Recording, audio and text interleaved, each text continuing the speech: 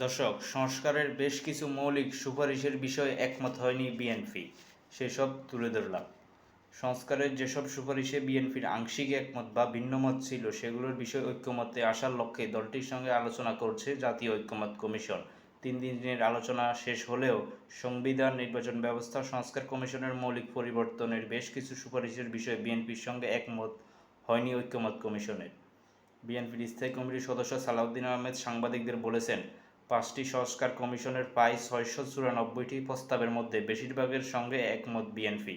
আপাতত আলোচনা শেষ হয়েছে, প্রয়োজনে আনুষ্ঠানিক বা অনানুষ্ঠানিক আরও আলোচনা হতে পারে। প্রধানমন্ত্রীর কাছে সংসদ নেতার পদ থাকা উচিত। দলের প্রধান ও প্রধানমন্ত্রী একই ব্যক্তি হবেন কিনা তা সংখ্যাগরিষ্ঠ দলের উপর ছেড়ে দেওয়া উচিত।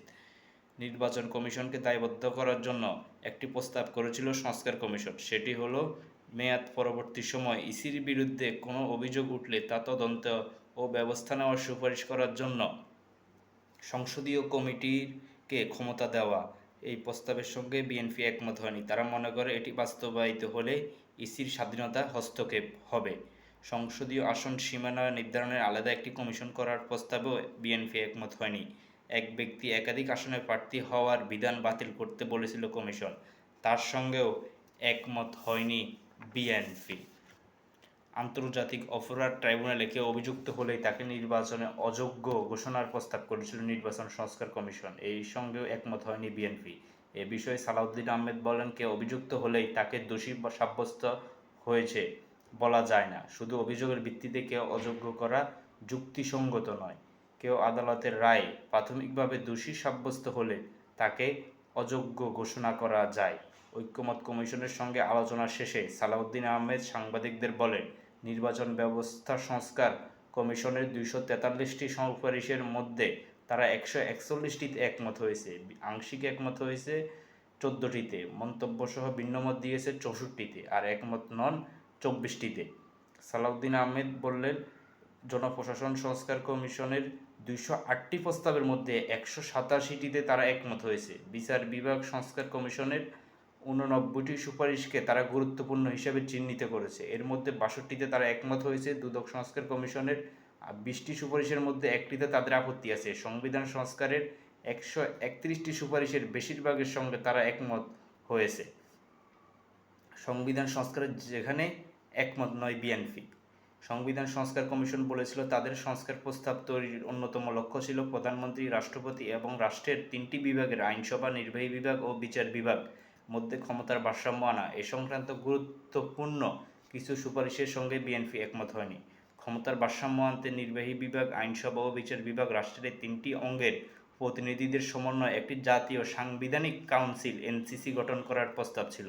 প্রস্তাবে বলা হয়, প্রতিরক্ষা বাহিনীগুলোর প্রধানদের এবং বিভিন্ন সাংবিধানিক পদে নিয়োগের জন্য এই কাউন্সিল রাষ্ট্রপতির কাছে নাম পাঠাবে। রাষ্ট্রপতি তাদের নিয়োগ দেবেন। প্রধানমন্ত্রী ও প্রধান বিচারপতি পদে নিয়োগ ছাড়া অন্য যে কোনো কাজে রাষ্ট্রপতিকে প্রধানমন্ত্রীর পরামর্শ নিতে হয়। বিভিন্ন সাংবিধানিক পদে নিয়োগ দেওয়ার ক্ষেত্রেও প্রধানমন্ত্রীর পরামর্শ নিতে হয় রাষ্ট্রপতিকে। মূলত প্রধানমন্ত্রীর ইচ্ছাতেই সাংবিধানিক পদে নিয়োগ হয়। এনসিসি হলে এই পরামর্শ নেওয়া বাধ্যতামূলক থাকবে না। বিএনপি এনসিসি গঠনের প্রস্তাবে একমত হয়নি। তারা মনে করে এই কাউন্সিল করা হলে সরকার দুর্বল হবে।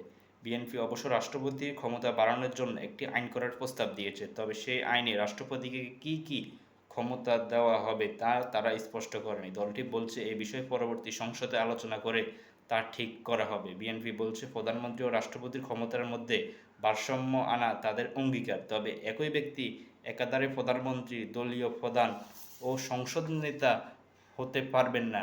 এক ব্যক্তি সর্বোচ্চ 2বার প্রধানমন্ত্রী হতে পারবেন না। এই দুটি প্রস্তাবে একমত নয় দলটি।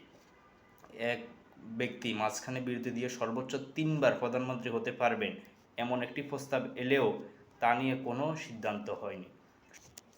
সংসদ ও রাষ্ট্রপতির মেয়াদ 4 বছর করা, সংবিধান সংশোধনের 2 কক্ষের অনুমোদনের পর গণভোট করা, জরুরি অবস্থা জারির প্রস্তাবিত বিধান, রাষ্ট্রপতি নির্বাচন পদ্ধতি, মৌলিক অধিকার ও স্বাধীনতার নামে আলাদা অধ্যায় অন্তর্ভুক্ত করা, সংবিধানে দেশের নাম পরিবর্তন, নিম্নকক্ষে তরুণদের জন্য 10% আসন মনোনয়ন দেওয়া, সংসদ নির্বাচনের জন্য ন্যূনতম বয়স 21 বছর করার প্রস্তাবগুলোতেও একমত হয়নি বিএনপি।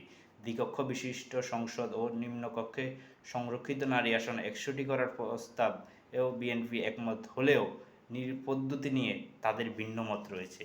দর্শক ভালো থাকবেন, আসসালামু আলাইকুম।